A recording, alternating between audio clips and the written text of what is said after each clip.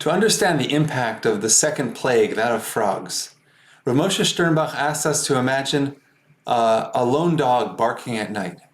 And before you know it, it was one dog barking, but now the entire neighborhood is filled with dogs who are repeating that bark, who are responding to that bark. And he said this was the case with the frogs as well. It wasn't just that there were lots and lots of frogs. It was that once one frog was croaking, then everyone else followed along. And before you knew it, there was this cacophony of frog sounds throughout the land, and that was part of the suffering. That was part of the impact of the plague.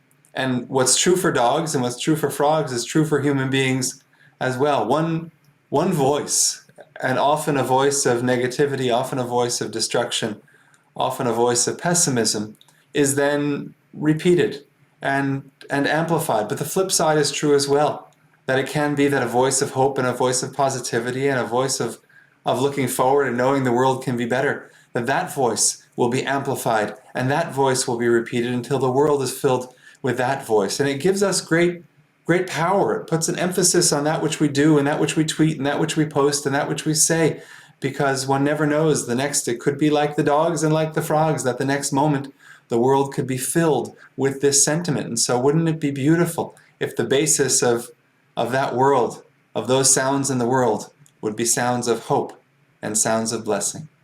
Stay healthy, stay well, and stay connected.